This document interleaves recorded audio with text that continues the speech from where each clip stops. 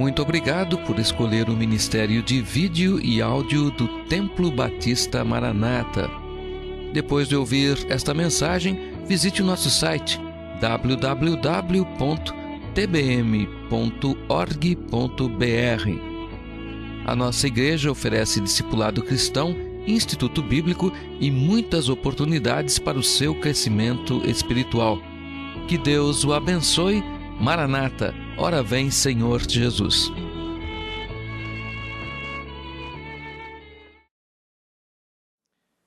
O que aconteceu no dia de Pentecostes, Atos capítulo 2, realmente precisa acontecer nos dias de hoje, mas não está acontecendo.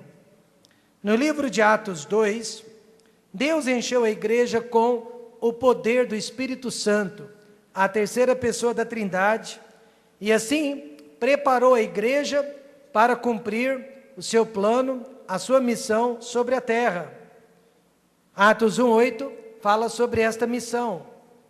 Mas recebereis a virtude do Espírito Santo, recebereis a virtude do Espírito Santo que há de vir sobre vós, e ser-me-eis testemunhas, tanto em Jerusalém como em toda a Judeia e Samaria e até os confins da terra. Atos 2 irá nos mostrar como foi a preparação da igreja para que o Evangelho chegasse até a nós, praticamente 2000 anos mais tarde, para que o Evangelho de Cristo chegasse até os confins da terra. Nunca devemos nos esquecer que o livro de Atos, este quinto livro do Novo Testamento, foi um livro de transição entre o Velho e o Novo Testamento. O Velho e o Novo Testamento não poderiam simplesmente acontecer. Era necessário algum tipo de transição, uma ponte que pudesse interligar o Velho com o Novo Testamento. E o livro de Atos é o livro do Novo Testamento que conseguiu fazer esta conexão. Por isso, nós não tiramos doutrinas do livro de Atos. Nós não formamos doutrinas de um livro de transição.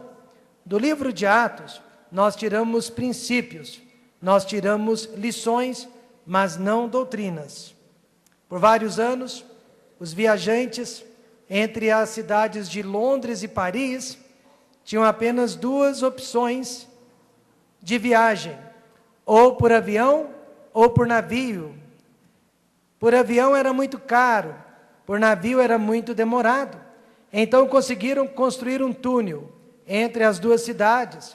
E agora as pessoas podem viajar entre essas duas cidades de trem em apenas 2h30. Mas durante a construção daquele túnel, muitas pessoas morreram e bilhões de dólares foram investidos naquela construção.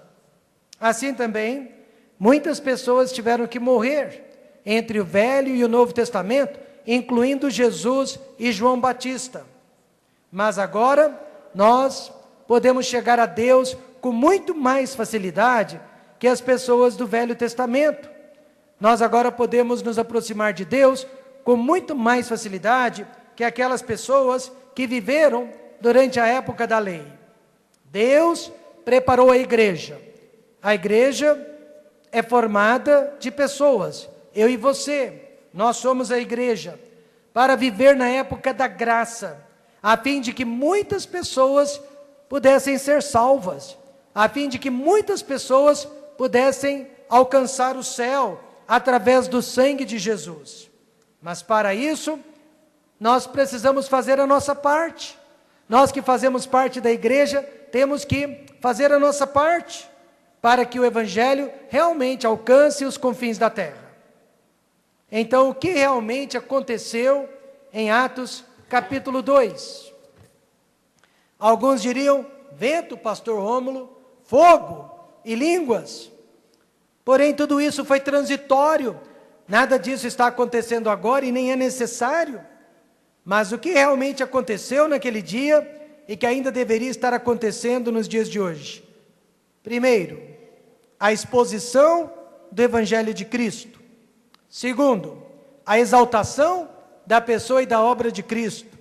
E terceiro, a exclamação dos pecadores perdidos. Vamos ver o versículo 14, que fala sobre a exposição do Evangelho. Pedro, porém, o primeiro pregador da igreja, pondo-se em pé com os 11, levantou a sua voz e disse-lhes: Pedro, pela primeira vez em sua vida, abriu a sua boca para pregar expositivamente a palavra de Deus. Até então, Pedro dava bom dia a cavalo. Pedro não sabia o que falava, mas agora não, cheio do Espírito Santo, ele consegue pregar a Bíblia analiticamente. Você sabia que pouco conhecimento bíblico é perigoso? Algumas pessoas têm pouco conhecimento bíblico e já acham que podem ser pastores, que podem ser diáconos, que podem ser professores. Pedro sabia pouco e por esta razão ele era uma pessoa orgulhosa, ele era uma pessoa difícil, ele era uma pessoa ranzinza e ele chegou a negar Jesus Cristo 3 vezes. Mas agora, irmãos, a sua vida foi transformada. Ele conhece a palavra de Deus, ele maneja bem a palavra da verdade e em Atos 2 ele está citando Salmo de número 16 para a sua primeira congregação. A pregação de Pedro não foi sobre prosperidade financeira. Leia o livro de Atos, leia o capítulo 2, e em nenhum momento Pedro menciona prosperidade financeira, cura divina, e muito menos fala de maldição hereditária. Pedro pregou apenas o conteúdo do Evangelho. E o Evangelho não tem lugar para o mundo. O Evangelho só tem lugar para o céu. Jesus disse: o meu reino não é deste mundo. Mas algumas igrejas insistem em pregar o céu aqui na terra. O que Pedro pregou e nós devemos pregar? Ele pregou sobre Jesus Cristo e ele pregou sobre justiça de Deus. Primeiramente, ele pregou sobre Jesus Cristo. Ele disse no verso 32, Deus ressuscitou a este Jesus, do que todos nós somos testemunhas. Antes do Pentecostes, Pedro teria pregado de si mesmo. Ele teria pregado sobre a importância de Israel, sobre o reino terreal do Messias. E principalmente, ele teria pregado política, a destruição do Império Romano. Mas agora, ele descobriu que esta não era a mensagem de Deus para o mundo. Deus não enviou Jesus ao mundo para pregar sobre Israel, para pregar sobre o reino milenar, ou para pregar sobre a destruição política das nações. Deus, ele enviou o seu Filho ao mundo para pregar remissão de pecados. Deus enviou Jesus para salvar o mundo, para morrer pelo mundo, para ser sepultado, para ressuscitar dentre os mortos. Uma criancinha de 12 anos de idade parou o Senhor na rua e disse para ele assim do nada: Jesus Cristo morreu na cruz do Calvário. Aquele senhor achou aquilo estranho, fez de conta que não era com ele e continuou a caminhar. Então a criança correu atrás dele e mais uma vez ela disse: os judeus e os romanos mandaram crucificá-lo. O homem achou aquilo muito estranho e acelerou os seus passos para fugir daquela criança. Mas a criança correu atrás dele e disse: mas ele ressuscitou. Amém, irmãos? Em outras palavras, o Evangelho não é completo sem falar que Jesus Cristo ressuscitou. Ele cura, ele até nos prospera, mas a principal mensagem da palavra de Deus, Jesus Cristo salva. Por vários anos, uma de nossas igrejas estava ajudando a sustentar um missionário na Argentina. Recebia cartas do missionário, mas de repente o pastor da igreja fez uma visita surpresa a este missionário na Argentina e encontrou uma igreja cantando a música do mundo, dançando a dança do mundo. uma igreja pregando só sobre dinheiro, uma igreja pregando só sobre cura divina, e uma igreja, irmãos, falando apenas de prosperidade e nada sobre o Evangelho. Pentecostes significa pregar e exaltar o Senhor Jesus Cristo. Mas como? Paulo responde: porque nada me propus saber entre vós, senão a Jesus Cristo, e a este crucificado. Pastor Rômulo, qual é a mensagem do Templo Batista Maranata? Jesus Cristo, e a este crucificado.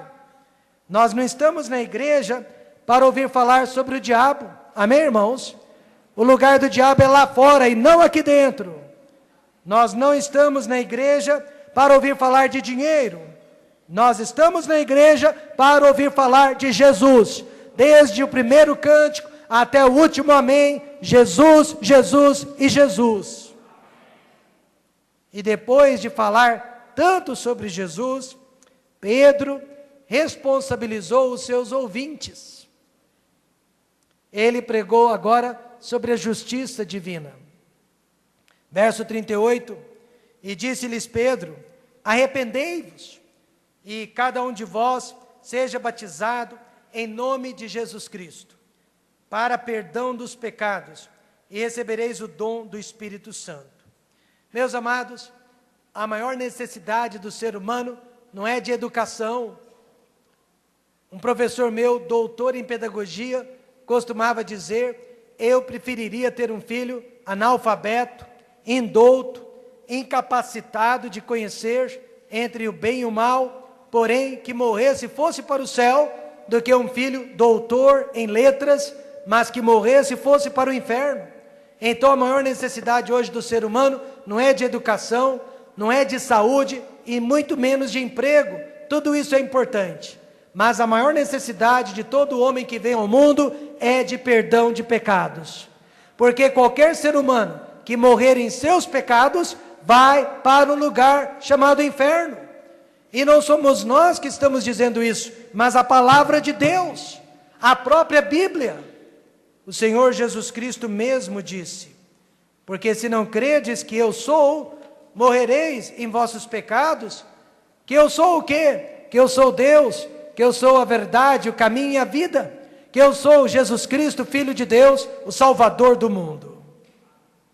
Várias pessoas procuraram por Jesus no Novo Testamento, solicitando por justiça. Elas não sabiam o que estavam pedindo. Elas queriam justiça, mas Jesus lhes ofereceu misericórdia. Um certo irmão chegou para Jesus e disse: Senhor, diga para o meu outro irmão repartir a herança que o nosso pai nos deixou. E Jesus, em outras palavras, respondeu para ele: eu não sou juiz de bens materiais. Numa outra ocasião, trouxeram-lhe uma moça apanhada em adultério, e ela merecia ser apedrejada de acordo com a lei, mas Jesus disse: quem não tem pecado, atire a primeira pedra. Sabe o que isso mostra? Jesus não veio condenar o mundo, mas salvar o mundo. Porém existe uma condição, e Pedro mostrou. Ele disse em Atos 3,19: arrependei-vos. Arrependei-vos, pois, e convertei-vos, para que sejam apagados os vossos pecados, e venham assim os tempos do refrigério pela presença do Senhor. Alguém me perguntou: pastor, o senhor gostaria de voltar atrás em alguma coisa, em alguma decisão que fez no passado? Se pudesse apagar aquela decisão? Eu disse: eu não preciso voltar ao passado para apagar algo de errado que eu fiz. Agora, no presente, o sangue de Jesus Cristo, seu Filho, me purifica de todo o pecado. Amém, irmãos? Esta é a nossa maior necessidade, perdão de pecados. Para isso, arrependei-vos, convertei-vos. A pregação da igreja é Jesus Cristo e a justiça de Deus. O ser humano, ele tem apenas essas duas escolhas: Jesus Cristo ou justiça de Deus. Ele deve optar pela justiça ou por Jesus Cristo. Irmãos, há cerca de 36 anos, eu escolhi Jesus Cristo. Eu não quero a justiça de Deus. Eu quero o perdão de Deus. O que mais aconteceu no dia de Pentecostes? A exaltação da pessoa e da obra de Cristo. Pedro levantou a sua voz e disse: homens israelitas, escutai estas palavras. Antes de Pentecostes, Pedro e todos os demais discípulos estavam brigando para descobrir quem era o maior no reino de Deus, ou quem seria o maior no reino de Deus. Mas depois da descida do Espírito Santo de Deus sobre eles, eles descobriram que o maior é o Senhor Jesus Cristo. João Batista já sabia disso, e ele disse: é necessário que ele cresça e que eu diminua. É necessário, irmãos, é importante que Jesus Cristo seja a pessoa mais importante dentro do Templo Batista Maranata. É necessário que ele seja a pessoa mais importante dentro da sua casa. É necessário que ele seja a pessoa mais importante dentro do seu emprego. E mais importante, que ele seja a pessoa mais importante dentro do seu coração. É necessário que ele cresça. Primeiro, a igreja verdadeira exalta a pessoa de Jesus Cristo e não a pessoa de homens. Amém, irmãos? E segundo, é necessário que a igreja exalte a obra de Jesus Cristo e não a obra de homens. Pedro levantou a sua voz e disse: a Jesus Nazareno, homem aprovado por Deus entre vós. Se eu não me engano, foi em 1985, quando o Papa João Paulo II visitou o Brasil, e ele se encontrou com mais de 100 mil pessoas dentro do Maracanã. Imagine o Maracanã com mais de 100 mil pessoas. E de repente, aquelas pessoas começaram a cantar: tu és o Cristo, tu és o Cristo, dizendo isso para o Papa. E o Papa, humildemente, acenava para a multidão, dizendo: não, eu não sou o Cristo, eu não sou o Cristo. Mas apesar do Papa dizer: eu não sou o Cristo, aquela multidão frenética ainda gritava: tu és o Cristo, tu és o Cristo. Porém o Papa sabia, e nós sabemos também, que Jesus Cristo só existe um. Amém, irmãos? Que Jesus Cristo só existe um, e nenhum homem pode tomar o lugar dele, nem nas igrejas, e nem na política, em lugar nenhum do mundo. O único homem que vai tentar tomar o lugar de Cristo, e o mundo vai aceitá-lo, é o anticristo. E no entanto, apesar de sabermos que Jesus Cristo foi o único homem aprovado por Deus, há homens hoje nas igrejas tentando tomar o lugar de Jesus, e eles estão brigando entre si para saber quem tem a maior igreja, quem tem a maior rede de televisão, quem tem o maior número de seguidores. Qual o propósito disso tudo? Pedro disse que Jesus foi aprovado por Deus e não outro homem qualquer. Algumas pessoas saíram chateadas da igreja e convidaram outras pessoas para que saíssem com elas, mas uma senhora nova convertida, muito humilde, respondeu assim: olha, eu não vou sair na igreja por causa de homem, também não fico por causa de homem, eu estou na igreja por causa de Jesus Cristo. E eu só saio de uma igreja quando Jesus Cristo sair dela. Amém, irmãos? Eu só saio de uma igreja que não dá lugar para Jesus Cristo. Em segundo lugar, a verdadeira igreja exalta a obra de Cristo e não a obra de homens. Pedro disse também que com maravilhas, prodígios e sinais, Deus por ele fez no meio de vós, como vós mesmos bem sabeis. Pedro podia ter falado dos milagres que ele e os outros 70 discípulos haviam realizado alguns meses antes. Mas ao invés disso, ao invés de se exaltar, Pedro falou dos milagres que Jesus operou. Pedro não estava ali para falar dele. Pedro estava ali para falar de Jesus. Certa vez, Paulo e Barnabé curaram um homem aleijado de nascença. Depois deste milagre, a cidade inteira de Listra queria adorá-los, como se eles fossem deuses, como se eles fossem deidades. E fizeram um altar, trouxeram os animais e iriam sacrificar aqueles animais em homenagem a Paulo e Barnabé, que iriam endeusá-los. Mas Paulo imediatamente disse para aquelas pessoas: senhores, por que fazeis essas coisas? Nós também somos homens como vós, sujeitos às mesmas paixões. Irmãos, prestem atenção nisso. Paulo, o apóstolo dos apóstolos, ele está dizendo uma grande verdade que poucos homens de púlpito estão admitindo. Nós somos homens como vós, sujeitos às mesmas paixões, e vos anunciamos que vos convertais dessas vaidades ao Deus vivo. Em outras palavras, nós, eu e Barnabé, não somos especiais. Especial é a mensagem, é a pregação que nós estamos pregando. Especial é a palavra de Deus. Mas nós somos como vocês.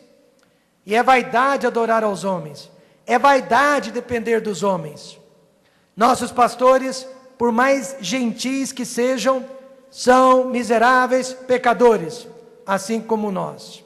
Eles não são especiais, é a pregação que é especial. Quando eu tinha 17 anos de idade, ainda um adolescente, eu literalmente achava que o meu pastor fosse perfeito. Pelo menos eu não podia ver nenhuma falha na vida dele. E até hoje eu ainda acho que ele é o homem de Deus mais cheio do Espírito Santo que eu conheço. Mas agora é claro que eu sei que ele não é perfeito. Se eu procurar, eu posso achar falhas na vida do meu pastor, assim como vocês podem achar falhas na minha vida. E é por esta razão que a igreja verdadeira não enfatiza os seus líderes espirituais. A igreja verdadeira enfatiza Jesus Cristo. Hebreus 12:2 diz: olhando para Jesus, autor e consumador da fé. Alguém, por favor, tente explicar qual o propósito em colocar a foto de pastores nas fachadas das igrejas. Qual o propósito de associar a foto de um pastor a uma igreja? Pastores não são donos de igreja, a igreja é do Senhor Jesus Cristo. Não existe razão para isso. O que aconteceu no dia de Pentecostes? A exposição sistemática das Escrituras e a exaltação da pessoa e da obra de Jesus, e não da pessoa e das obras dos apóstolos. E em terceiro e último lugar, a exclamação dos pecadores perdidos. No versículo 37, ouvindo eles isto, ouvindo o quê? A exposição das Escrituras e a exaltação da pessoa de Cristo, compungiram-se em seu coração, sentiram uma dor dentro do peito e perguntaram a Pedro e aos demais apóstolos: que faremos, homens e irmãos? Quando foi a última vez que alguém lhe perguntou como ser salvo? Quando foi a última vez que alguém puxou você pela barra da camisa, da calça e perguntou como ser salvo? Isso só acontece quando a palavra de Deus é explicada e quando Jesus Cristo é exaltado. Em Atos 16:30, um carcereiro, um homem mau, perguntou para Paulo e Silas: senhores, que é necessário que eu faça para me salvar? Agora, o que levou este homem mau a perguntar para Paulo e Silas sobre a salvação? Porque momentos antes, ele havia chicoteado Paulo e Silas, ele havia acorrentado Paulo e Silas, e eles, ao invés de estarem xingando e blasfemando, eles estavam cantando hinos de louvores a Deus, eles estavam dando louvores a Deus e louvando a Deus, e estavam engrandecendo Cristo. E aquele carcereiro, apesar de toda a maldade, não resistiu a pregação do Evangelho, não resistiu à exaltação de Jesus, e ele perguntou: como eu posso ser salvo? Como eu posso ser como vocês? Foi o testemunho daqueles 2 homens que levou o carcereiro à salvação em Cristo. Paulo e Silas responderam: crê no Senhor Jesus Cristo e serás salvo, tu e toda a tua casa. E naquela mesma noite, ele e toda a sua família foram salvos e batizados no nome de Jesus. Veja então que no livro de Atos, Deus preparou a sua igreja. E eu quero que você saiba, Ele ainda não mudou os seus métodos. Amém, irmãos? A missão continua a mesma: ide por todo mundo, pregar o Evangelho a toda criatura. E a preparação é esta: a igreja precisa expor o Evangelho de Cristo. Nós queremos homens nesta igreja que manejam bem a palavra da verdade, que ficam dentro da Bíblia, que não se desviem nem para a esquerda nem para a direita. A igreja precisa exaltar Jesus Cristo. Ele é a pessoa mais importante da igreja. E os pecadores continuarão a ser salvos. Qual foi a resposta de Pedro para as pessoas que queriam ser salvas? 2: confissão e compromisso. Confissão, que é o mesmo que arrependimento, e compromisso, que foi demonstrado através do batismo. Naqueles dias, as pessoas eram salvas e imediatamente batizadas. Era um testemunho público de que iriam seguir Jesus. Arrependei-vos foi a primeira resposta. Arrependimento é uma mudança de direção. Preste atenção nisto agora, porque essa mudança ela ocorre pela primeira vez quando nós aceitamos Jesus Cristo como Salvador. Aquela foi a primeira vez que nos arrependemos. Mas o arrependimento só termina no dia da nossa morte. Portanto, é algo constante. O pecador que nunca se arrependeu de seus pecados vai morrer e vai para o inferno. Mas o crente que parou de se arrepender dos seus pecados se torna uma pessoa muito perigosa, uma pessoa impossível. Certo casal me procurou só para anunciar o divórcio. Pastor, não adianta fazer mais nada, nós vamos nos divorciar. E um deles perguntou: pastor, como será que chegamos a este ponto, pastor? Eu respondi: porque vocês dois pararam de se arrepender há muito tempo. Vocês pararam de se arrepender dos seus pecados, passaram a vida inteira se justificando, se defendendo e culpando os outros, mas ninguém se arrependeu de seus próprios pecados. Jesus disse: vos digo, antes, se não vos arrependerdes, todos de igual modo perecereis. Então não importa, se você é um pecador perdido, arrependa-se para ser salvo. Se você é um crente, arrependa-se dos seus pecados para ser abençoado e consagrado por Deus. Isso serve para o pai, para a mãe, para os filhos, para todos os irmãos de igreja. Arrependimento é o primeiro passo para quem deseja andar com Deus. E o segundo: e cada um de vós seja batizado.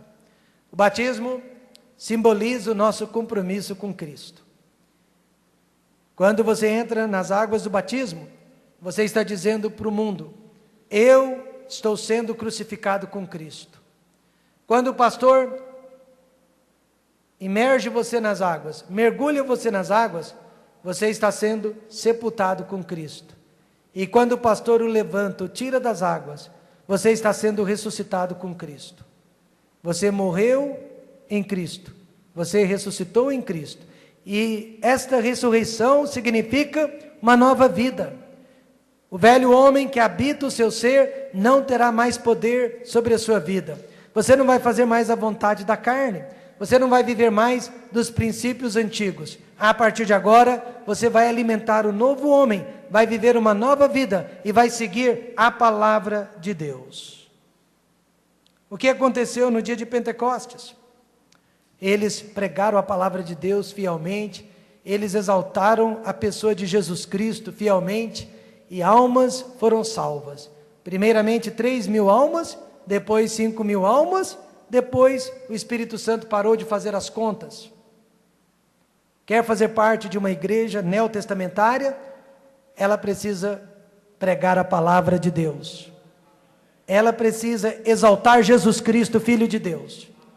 E você vai ver almas sendo salvas. Pastor, na sua igreja vocês estão vendo milagres? Nesta manhã nós vimos um grande milagre. Amém, irmãos? Toda vez que alguém se levanta para receber Jesus Cristo, o maior milagre de todos os milagres, uma alma se rendeu aos pés de Jesus Cristo. Mais uma alma vai para o céu.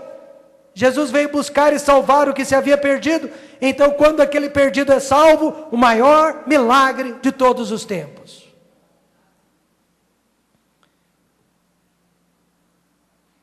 Aí os homens perguntaram, as mulheres perguntaram, talvez até as crianças perguntaram: que faremos?